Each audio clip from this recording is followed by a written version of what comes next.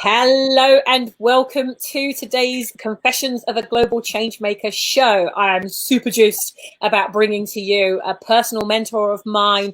He's been a big part of our life in the last few years. My husband is doing a ton of training with David, and his life is just accelerating at super speed. So I wanted to just grab this amazing guru when it comes to communication, understanding yourself, understanding others, but also being that master of influence in what you do. And if you're going to be a change maker, influence strategies is a big part of what you're going to need to learn. So David, thank you so much for joining us from the gorgeous Hawaii today. Yes, I'm on the big island of Hawaii. It's just gone 7 o'clock in the morning.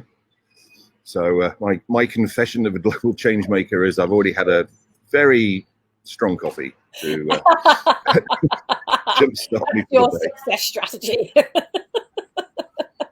Always start with that coffee. David, I'm so delighted that you were able to make time for this while you're over there, because I know how busy you are and you've got a crazy schedule. You've got so many people that want your time. So I really am blessed and grateful that you've been able to come here and shine the light on what you do.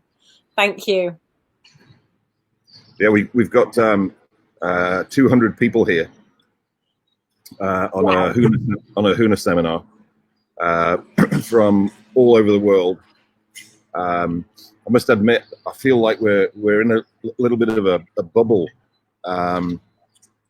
compared to the rest of the world. You know, I checked out yesterday. There's no reported cases of coronavirus on the Big Island. Everybody's having a great time. We're chilled out. I don't know what's going to happen when I come back to London on. Well, I get back to London on Wednesday. So, to be honest, I think I would stay where you are. Stay there. I've considered it. Yeah, I think it's a little bit nuts over here right now, and yeah, well, I pray for a safe and smooth journey for you, so that if you do decide to come home, that you enjoy whatever the trip is going to be, because you're probably going to be the only one on the plane, so you're going to have everybody like giving into every whim. Yeah, it could well be. David, let's dig in. And hello, Simon. It's great to see you. Let's dig into what it is that you do, because there are so many things, and you sit on all kinds of boards, and you have so many people that come to you at a seriously high level, and also you want to be that change maker for people who want to just make that little change in their life and start to learn about themselves and others. I mean, you literally have everybody wanting your attention right now. So what would you say is like the biggest thing for change makers who are wanting to get their one drop out, create that ripple effect? What would you say is the biggest thing that they need to master before they can start going out there and doing that? Well, I think the thing really for me is about a leadership thing, personal leadership thing. In the particularly you know, with what's happening in the world at this point in time, is experience anxiety, even panic. And the important thing, I think, this is what I'm doing a Facebook Live every day from here to teach people some techniques to handle this. Is to realize that you know, the problem is never outside of you.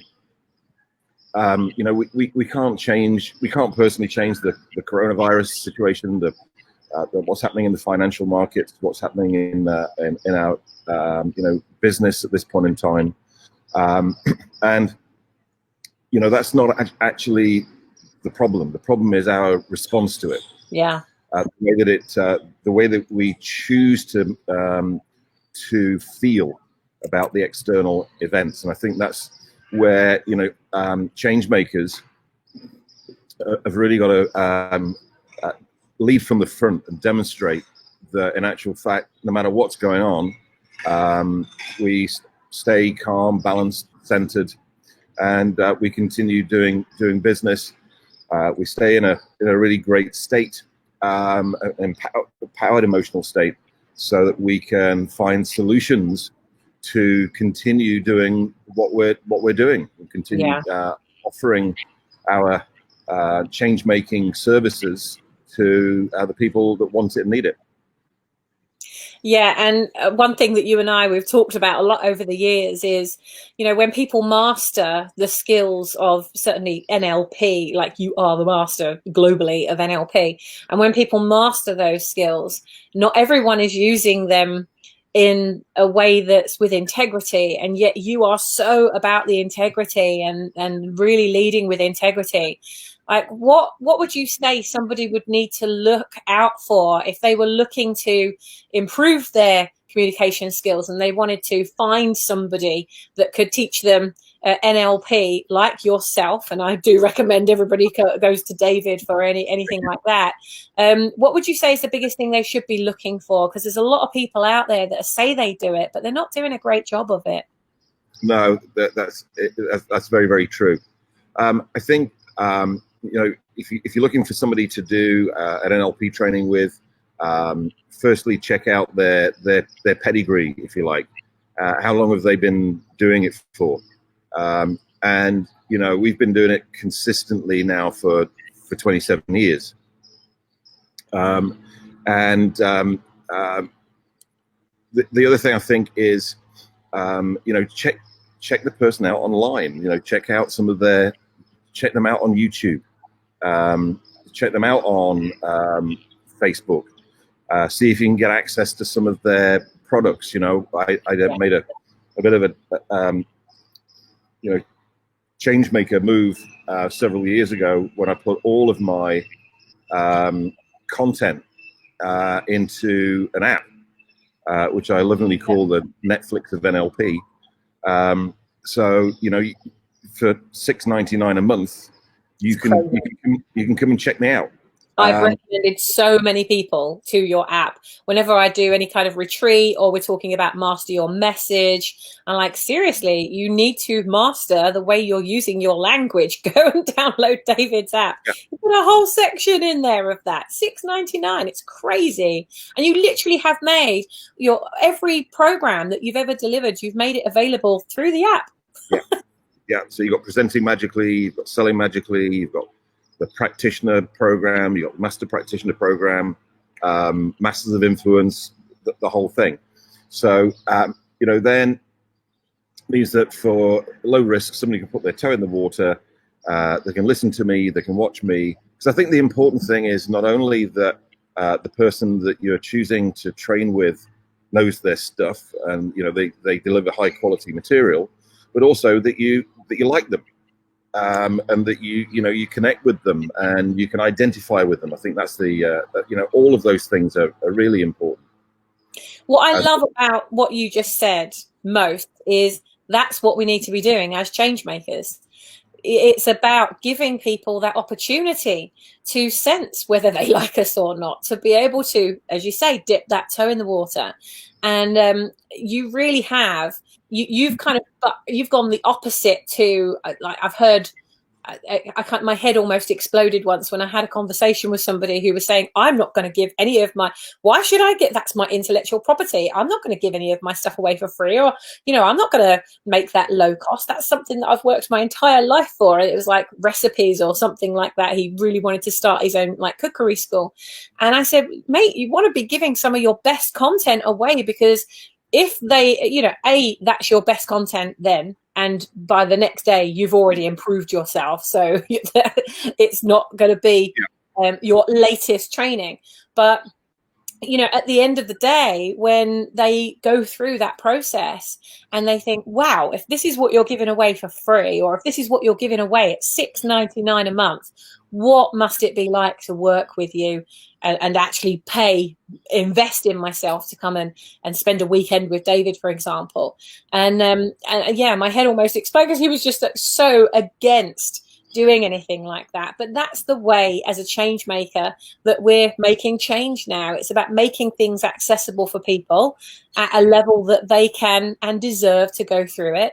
And of course, like, you know, you're giving that as a one-to-one millions of times. Like, you don't have to touch that client at all, and the app is servicing them. So, and I would imagine you get quite a lot of business come off the back of the app. Yeah, I mean, I didn't know if when I had the bright idea of doing it that way, I didn't know if I don't know if it was a stroke of genius or a stroke of madness. Insanity. But one of the things was that I'd written an article that was published in the Reader's Digest, and then it was syndicated to the Reader's Digest in India. And we had a huge amount of interest from India in a particular product, which was a physical product at that point in time, a CD product.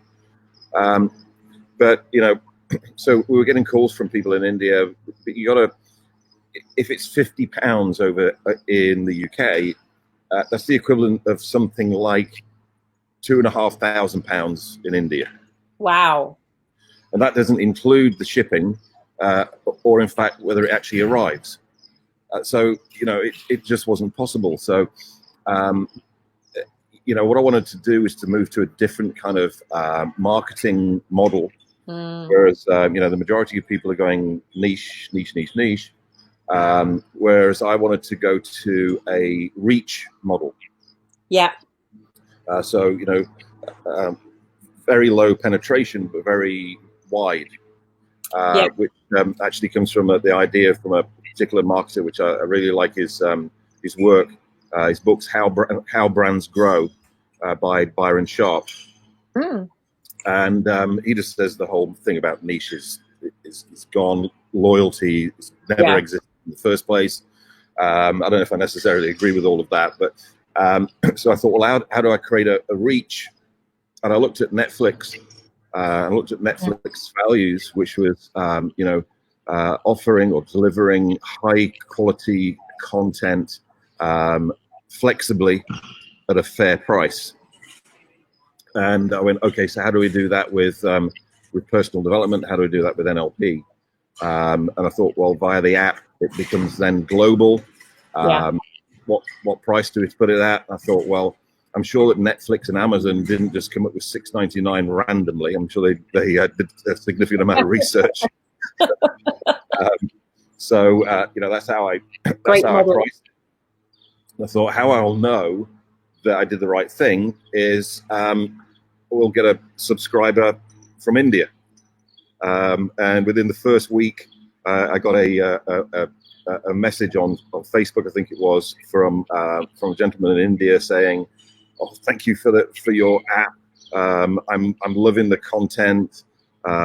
You've made, you know, I can afford it. It's great. Is it okay if I tell all my friends about it?" What do you think?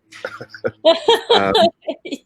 Wait a minute. So that's kind of like how I knew I'd done the right thing with it. So yeah, it's just so accessible for everyone.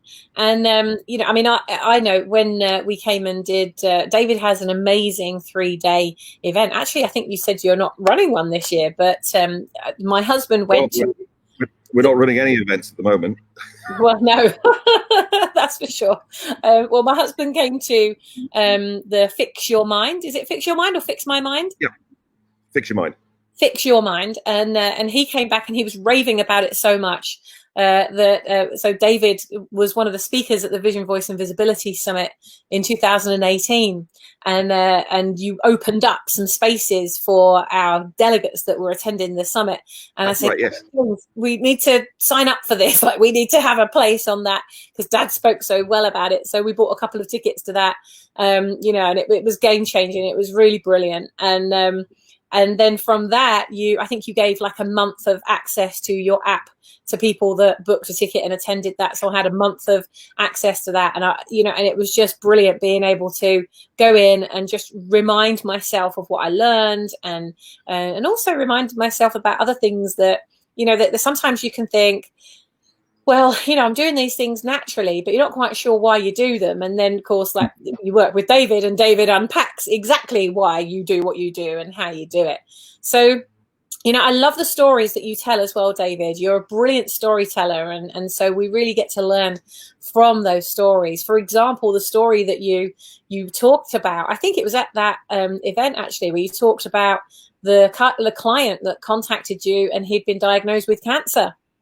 Right. And I remember you telling that story. In fact, you know, why don't you go ahead and share some of that story now? Because it's just such a fascinating story. I love listening to it. Yeah, I think that was probably the client that contacted me, who'd been diagnosed with incurable, inoperable cancer of the bronchial tube. The guy Yeah. who ran his own building company in Ireland, um, and it's very controversial. But you know, from a world of like cause and effect, ultimately the question that I asked him was, you know, to ask his unconscious mind, um, when did he decide to create this thing that appeared to be cancer of the bronchial tube, and for what purpose? And without even thinking about it, he immediately went last October to get a rest. And then, you know, his conscious mind came back in and was, where did that come from? You know, and that's a difficult thing for anybody to process. You know? And then he started kind of like processing the whole thing, and he said, you know, that he'd been a builder all of his life, built houses. His father was a builder before him, you know, he'd been climbing ladders from, you know, as soon as he could walk, he was climbing ladders. And he said, I've never fallen off a ladder. He said, but you know, about a year ago, 18 months ago, I fell off a ladder and sprained my ankle really badly. And the doctor said, right, you've got to keep your weight off that ankle for 2 weeks. So he said, I'm there watching the TV, and after a day, I'm bored. So I take loads of painkillers, strap my ankle up, and I'm back on the building site. So I never get ill, which is an interesting thing. I think, you know, people quite often say, what's the absolute best thing you can do for your health? My belief is the best thing you do for your health is to set up your own business, because then being ill is too expensive. Because you can't give yourself sick pay, can you? You know. No. So he said, you know, I'm never ill. And he said about a year ago, maybe, that he got really bad flu. Doctor said, you know, you got to be off work for 2 weeks. So I'm lying in bed. After a day, I'm bored. So I take, you know, Lemsip or whatever, day nurse, night nurse, whatever, and I'm back on the building site. He said, do you think my unconscious mind gave me this cancer because it knew I wouldn't be able to ignore it? Oof. And I said, well, you're asking the wrong unconscious mind. You know, ask your unconscious mind. He goes, well, that's what I get. I said, okay, so are you willing to pay attention now? Are you willing to have a rest? And he goes like, oh, yes, I'm totally willing to have a rest. I said, okay, good. So ask your unconscious mind then, since you're willing to have a rest and pay attention to your unconscious mind, is it now okay? Is it okay with your unconscious mind for the cancer to disappear? And he said, I get a yes. Within 6 weeks, it had gone. Wow. That's really about, you know, learning to listen to ourselves, listen to our body, listen to our unconscious mind, listen to our intuitions. You know, we've got this whole thing now even from a scientific point of view, that, you know, we've always had this thing about there being 3 brains in our head, you know, the reptilian brain, the mammalian brain, and the cortex. But now, you know, they're saying that the heart's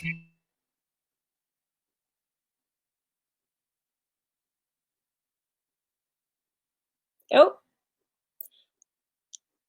guys and girls, can you hear David?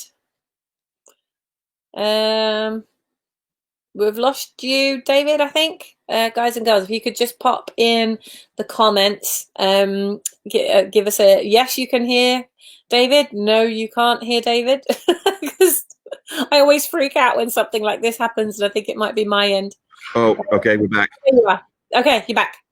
Okay. Okay. Yes. So we were talking about 3 brains, and then you said about your heart, and then it disappeared.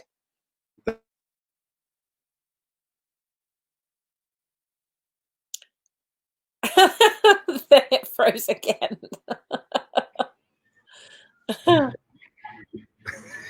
It froze. We're back again. You know, you do have to remember I am in the middle of the Pacific. You are. 6 hours from anywhere. You know, Yeah. you take off from LA, you turn left, and you don't see anything for 6 hours other than ocean. Wow. Okay. Well, I think we got you back. So you Yeah, mentioned the heart. yeah. Heart So brain. heart being a brain, and also the gut being a brain. So you know, it's very much about, you know, tuning in. What does your heart say about things? What does your gut say about things? So you know, is it logical, rational, and sensible to think, you know, I created this dis-ease? But you know, the other thing that where we're going now with science is that, you know, there are people who are saying that maybe as much as 95% of disease is psychosomatic. Wow. But when you tell people that, they get pissed off. But it makes sense. Whereas if you go like, okay, let's accept that model, then it then gives you a choice as to what you do about it. Whereas the majority of people put themselves into a position where they have no, where their experience is that they have no choice. Whereas, you know, the thing that's actually closest to us, the thing that's most personal to us, our own body, people treat it like their car. And when something goes wrong with it, you know, they take it to the garage. Whereas, you know, when I was a kid, we fixed our own cars. Yeah. So yeah, I think there's a you know, a big change coming with regard to that, which, you know, I think it's very, very, very personally empowering. Yeah, and I think with what's happening right now, for those of you that are listening to this replay many years from now, you'll be saying, "Coronavirus? What's coronavirus?" Like it'll be gone as fast as it's come. But for those of you going through it right now that are watching live, you know, it's one of those things where, you know, everybody's talking about it, and it's almost like they're talking themselves into having it because they're worried about it, and their conscious mind and unconscious mind is probably like beep, beep, beep, beep, beep. There it is. It's like, you know, Yeah, I mean, kind of thing.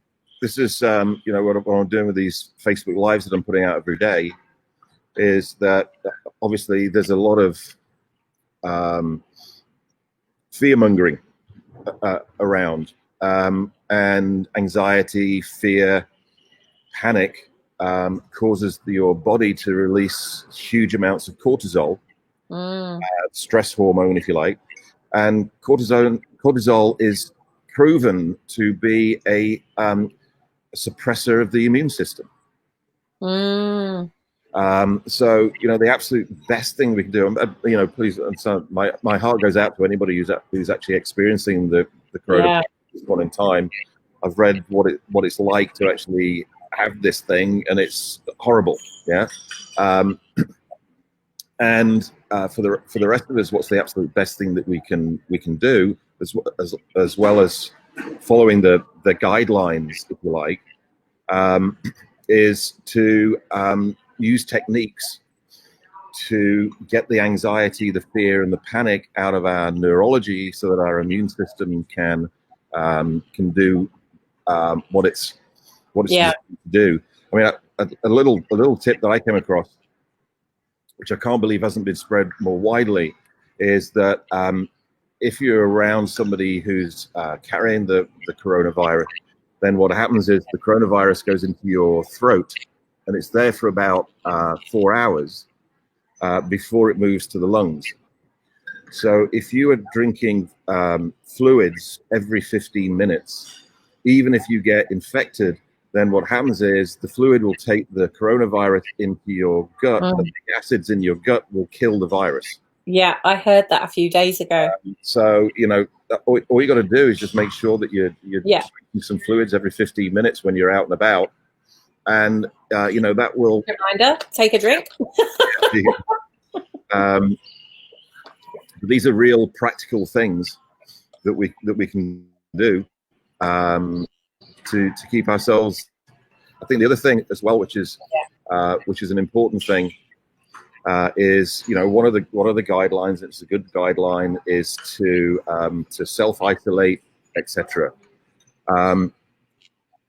And loneliness and a lack of connection is also not good for our health and well-being. So even though we might be physically isolated, I think it's important to stay connected with each other. You know, I phoned my sister. Yeah, I tried to phone my mum yesterday, and it said her phone was busy. So I phoned my sister, and my mum's phone was busy because she was talking to my sister. So I called my sister on the landline. My sister was talking to my mum on a mobile phone, so phone speaker. And my brother-in-law was there, my niece was there, so we had a kind of like a family conference call, which was great, you know. So I'm here right over the other side of the planet. They're in Nottingham, you know. We have a conference call, which meant we can stay connected, and I think that's a really important thing. It's very important. Yeah, we had we have our members weekend this weekend in London, and the venue that we were, you know, I said, you know what, I think if we've all been outside, we've all been exposed to it. If we're going to have it, we're going to have it. Let's just mentally prepare ourselves for it. And, you know, this weekend was all about creating online products anyway. I mean, I couldn't plan it any better, you know, creating your online product. But how do you know what people are searching for, and how do you create something that they want right now? You know, rather than trying to sell them something that you've already got there, it might be that you need to create something very quickly to supply the demand of what's happening right now. So it couldn't be more appropriate what we're doing. And I said, look, I'm totally still committed to being there. Like, you know, I'm going to be there. I'm going to take the risk. I'm going to be there. Whoever wants to take the risk and come with me, you know, we'll do that. And then the venue pulled out and they said, okay, well, we've rented a big 4-bedroom house for the team, which is just near the venue. Sod it, we'll do it there. So we're going to just run it retreat style. And I put a post out in the Brand Builders Club group today, just letting everybody know that that's what we're going to do. And one of the members said, you know, I'm going to be joining you online, but she said, I feel sick at the thought of the fact I live on my own, I work on my own. I feel sick at the thought of not being able to have any physical contact for at least a month, you know. And I think a lot of people are feeling that. But I think people feel that in business anyway. I think it's really healthy. I think what's happening right now is teaching us some lessons. I think people are going to start caring about their health more. They're going to focus. They're going to have to change some things. You know, you go to the supermarket, there's no vitamin C anywhere. You know, everybody seems to be, you know, dosing themselves up. Well, should we not be having the right fruits and veg anyway? Should we not be making sure that if we've got any vitamin or mineral deficiencies, we top up on those things? I think that, you know, if people can sustain it, and they focus on their health for the first time, maybe in a long time, then it's not really been a bad thing that, you know, some nasty stuff has happened to some people. But I think in general, you know, the planet is going to be much more conscious about how to treat ourselves, how to treat each other, the power of community, connection. I was carrying some shopping back earlier today, and Greg had gone up to Manchester, so he had the car. And so I was walking, getting the shopping. Well, I don't do that very often because I've got a car. So I thought, oh, no, I'm going to go to the shop. And I had all these bags. And as I was walking back, there was a couple that stopped and they said, can I help you? Do you need some help? The guy was blind and the woman had a very, very dodgy leg. And I thought, wow, like, you know, these are people who just, you know, look quite clearly like they don't have all the things that we have, yet they want to help. And there's this massive sense of community. And I love what I'm seeing that's overtaking. There's a tipping point that's happening now where love is overtaking the fear. That's what I'm seeing. Good. That's good. I think, you know, with these kind of things, then you know, we can get through this, but we've got to get through it together, you know. Yes. So when I get back on Wednesday, I'm I'm actually looking at the program already. Fix Your Mind is the antidote to all of this. Actually being able to work with our unconscious mind to release emotions like anger and sadness and fear and guilt, to be able to align our values, to be able to get rid of our limiting beliefs, etc., and also to be able to focus on where we want to be when this has passed, because it will pass. And be able to put some really compelling, exciting, motivational things out in our future. And that's normally a 2-day live seminar where I guide people through that process. You've done that, Greg's done that. Oh, I loved it. Absolutely loved it. I'd do it again in a heartbeat. And James has done that too.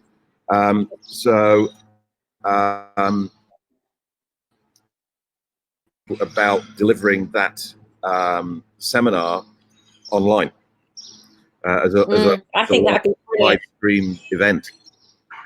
Yeah. Well, yes, because I think you could totally, I don't think there's anything that you did in that room that could not be done online. Even when you demonstrate the interventions. So David chose my stepson, James, right, yeah. as one of the people to go through the intervention of anger. Yeah. And I remember you asking everybody in the room, who suffers with anger, and I'd already said to James, listen, if anything comes up, like, this is your opportunity to deal with it. So usually he'd just sit back and he wouldn't put his hand up and he wouldn't get involved, but his hand was the first to shoot up, and I was like, wow, okay. And then David did this amazing intervention with James, where James went from like 100 out of 10, 100, probably 1,000,000 out of 10 in rage. Like, rage is what drove him before. And within about 2 minutes, David did this intervention, gone. Like, James still can't find his anger. Like, he can't get angry about things at all. Yep. It's amazing. It's just gone. And I can't even, it's almost like you want to kind of look at what the trajectory of his life would have been and what it's going to be now, because he's not got this, I can't imagine, or I can only imagine, the amount of physical ailments that he would have eventually built up because of that anger inside him. It must be doing damage on the inside, surely. Yeah, I mean, there's a very, very strong correlation between unresolved anger, what used to be called type A behavior, and heart disease, heightened cholesterol, all of those kind of things. Even now, what I'm starting to do is to, even with my private clients, is to do my private breakthrough sessions online, virtually, because normally I would do those face to face. That's not possible at the moment. So rather than just putting on hold your personal breakthrough, then let's go ahead, do it anyway, but just do it over Skype or Zoom or whatever it may be, and it works. So that's, I think that's an important lesson for anybody who is delivering or has been until now delivering sessions in a live capacity. This is a great opportunity to really look at your business model and see what can you do. I once had this massive limiting belief that, as a branding expert, way back when I had my agency, I thought that I had to be sat in front of my client and we had to be, and it wasn't. I ended up with, as soon as I overcame that limiting belief, I ended up with clients all over the world, and I just shared my screen and presented things that way. But I couldn't have thought about that had I not been in the position of, I had to do that for a client one time, and then I thought, why aren't I doing this for everyone? So change is really good for us.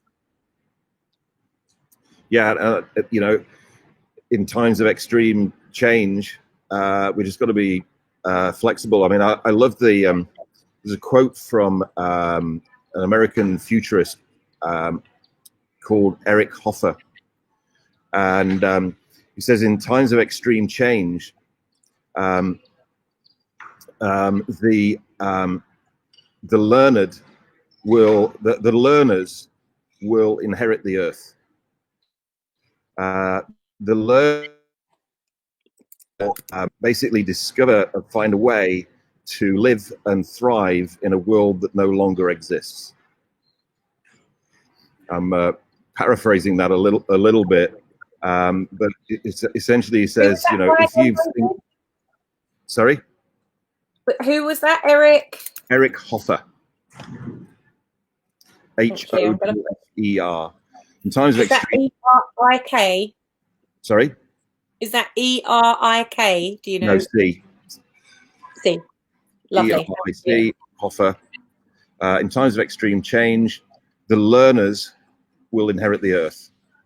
The learned will find themselves in a world that no longer exists. So essentially, if you think you know it all, then in times of extreme change, you'll find that the world that you think exists anymore. Whereas if you're a learner and you're always looking for new ways and learning new things, then in times of extreme change, you'll inherit the world. Yeah, I believe that to be true. I think that's, everything is possible, isn't it? If you allow your mind to believe that it can be so. It was funny because Greg came back after he did your what did he do? He didn't do masters. NLP practitioner training. He did NLP practitioner. It was just a couple of weeks ago, and so my husband went on to David's course. He did the NLP practitioner a couple of years ago. We had a gorgeous week in Cyprus. He wanted to retake it again, so he did it again in London. And well, I don't know if you're going to be or where you're going to be doing your next training, but I think, is it June that you're doing your next one? I think you'll be safe by then. Yes, we've did out to June, okay. You know, my thinking around it is that if we're still on global shutdown in June, then we're beyond. You know, I think fine. My friend and co-trainer out here, Matt, lives at up in the mountains, 2,500 feet, and there's no tsunami warnings, sirens at 2,500 feet, and people are like, well, I'd like to know if there's a tsunami. Well, you know, if there's a tsunami that is 2,500 feet high, it doesn't really matter if you're warned about it. Fact, no, you'd probably rather sleep through it because it's going to take everything out anyway. Yeah. So you know, if we're still on this global shutdown in June, nothing really matters anyway. So we're putting out the by June we'll be. I'm not saying we're going to be back to normal, but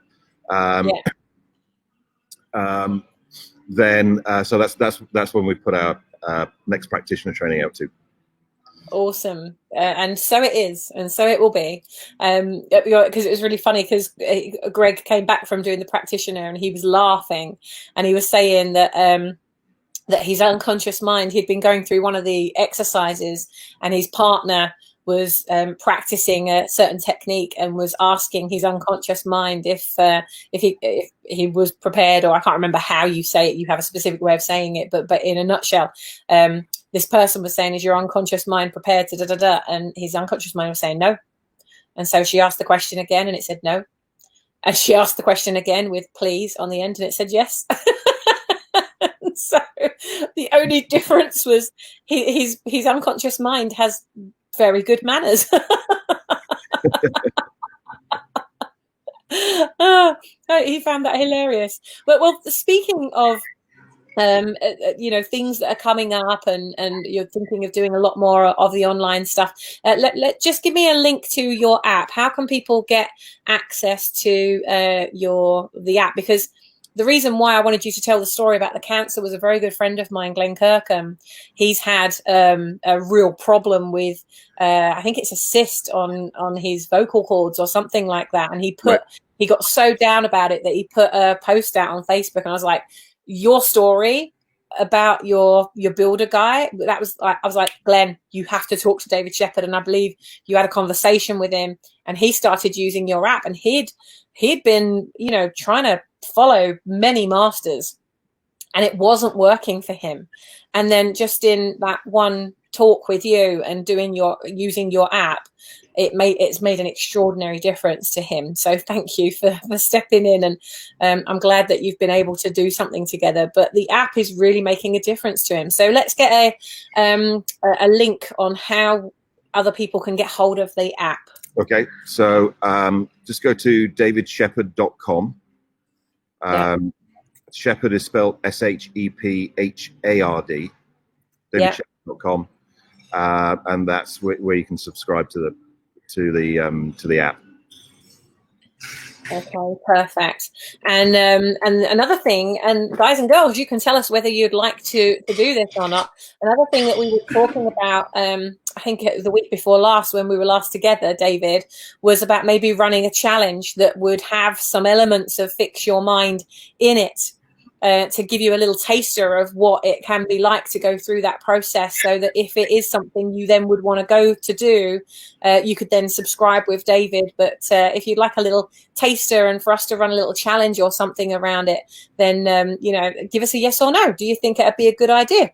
Yeah. Because I think it'd be a great idea. Yeah, I think so. So, you know, let's have a chat about that, and put it in place. You know, at the moment I'm doing a daily Facebook Live.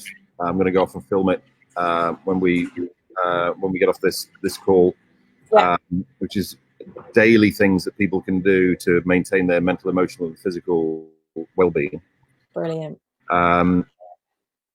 We can certainly put together. And is that from your personal profile, David? It's from my personal profile. But obviously I put it on my page. Yeah. Lovely. Okay. So as we start to wrap up, David, with this very special time, and thank you for those of you that have tuned in and you've been hearing some of the amazing stuff that David's up to. What I'd really love to know is, what is your confession? So if you could go to a time in your life where, in your business life specifically, you've something has happened to you, or you did something where you would never, ever, ever do it that way ever again, so that people can learn from that mistake. Which one comes to mind? That's not easy. There's so many of them. That's what everyone says. There really are so many of them. You're like, what? I think probably when I first set up my first business in 1990, I was very successful in the city. I worked for Reuters for trading room systems. You know, I was making a very, very, very good amount of money. You know, at like 25, 26 years old. But then I guess I had a kind of like a values shift, and I didn't. My dad always used to have this saying, which was, "You'll never get rich digging somebody else's ditch." I like that. We're going to have that. And you know, my dad said he did this thing where he said, you know, he loved his job, but it wasn't what he really wanted to do. What he really wanted to do was to have a hi-fi shop. And he always said that he would do that when he retired.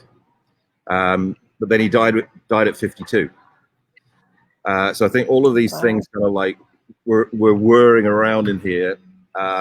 So I set up my own business in 1990. I bought a franchise for management consultancy. But management consultancy doing the things that I was doing in my job anyway, as in IT and marketing. So all I'd done was gone from being employed doing IT and marketing to being self-employed, as in I gave myself a job. Yeah. Doing the same thing. And strangely, just giving myself a job, I didn't like the job either, you know. And as a result of that, you know, I'm an utter, I messed it up completely. You know, I lost everything. I lost the car, the house. I lost my wife. I still can't remember where I left her. And I wind up in this little bedsit, going, how did that happen? But the great thing that came out of that was that I discovered NLP. I read Tony Robbins' book Unlimited Power, and went, wow, that's what I want to do. And I've been doing it ever since. So, you know, now at my 27th year. So that was the big mistake, mess up as a result. You know, surface, if you like, lost everything. On the surface, lost everything. Below the surface, found everything. So yeah. it's a game changer moment for me. And I think a lot of people are going to be having game changer moments. You know, and it might appear that you're on the brink or on the verge of losing everything. And, you know, provided you stay in a good state, you'll find a way out of it. And you'll actually find, you know, just like I did, in actual fact, out of it comes something that's way better than what you had before. Yeah, I believe so. Well, that's a brilliant learning, David. Thank you so much. You need to go and get ahead with your day now. Thanks also for joining us so early, your time, and making it work. yeah. Let's get our noggins together when you get back to the UK, and we'll work out how we can run a challenge that will really get people into the mindset that they need to really perform at that peak, to be in the best, living the best life and being the best version of themselves. So yeah, let's get that planned in as soon as you get back. Have a wonderful, wonderful day. And for those of you that have joined us today or that are watching the replay, we are sending you lots of blessings, health, love, light, lots of immunity. We're sending everything your way for you to really live the life that you truly deserve to live. So have a wonderful, wonderful evening or day or morning, wherever you are and whatever you're doing. Yes, we will be back tomorrow live at 5 for the final confessions of this week. So I will see you again in the group. Take care. Mwah. I will see you there. Bye. Thanks, David. Bye. Bye.